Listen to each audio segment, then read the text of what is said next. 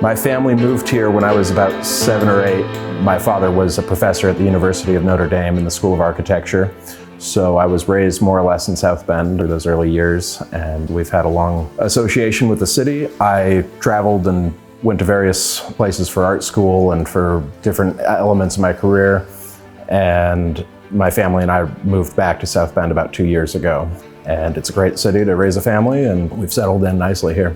So I grew up in a very encouraging environment for an artist. My father was always encouraging, and I had a lot of exposure to things that he was interested in, to travel to various places in Europe and around the United States. I would often play hooky from school and go with him on architectural visits to sites where he was building. In addition, resources locally like the South Bend Museum of Art had a very strong program, and I was able to take a lot of Saturday classes at that time. So after high school, I went to the Pennsylvania Academy of Fine Arts. I went to the Florence Academy of Art in Florence, Italy, and in addition to that, a lot of work with other artists doing apprenticeships was a big part of my formation and training.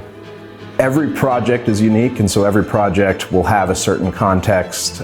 A lot of my work is for universities, colleges, churches, and so I try to adapt each project to what's most fitting for that client, but also for it to be a genuine artistic expression from my own mind as well. The religious work is very exciting to me and interesting. It does come from a place of my own faith. I'm a Catholic. It's just such a rich tradition visually, theologically, to participate in Catholic tradition of art making, essentially. Working in the Stone Age as I do, as compared to a more digital world that we live in. Life is short, art is long, that kind of classical phrase from Roman antiquity.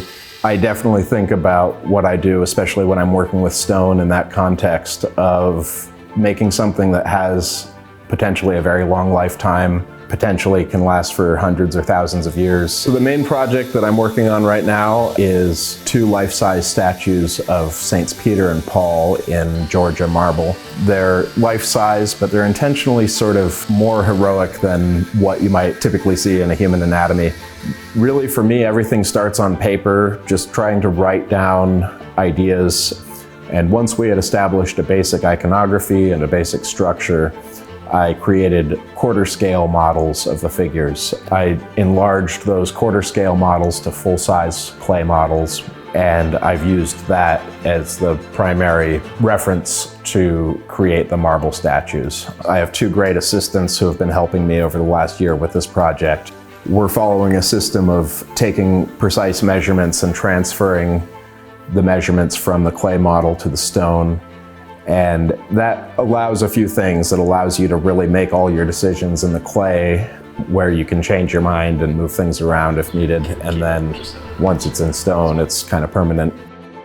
Well, I'm very blessed. I have a wonderful wife, Marie, and we have 3 beautiful children. So my son, Jonah, is about 7 years old, and he comes to the studio often and makes little clay sculptures and drawings and things, and it's just great to see him developing in those ways. My daughter, Serafina, is 5 in kindergarten right now, and then our baby, Samson, is almost 2 years old.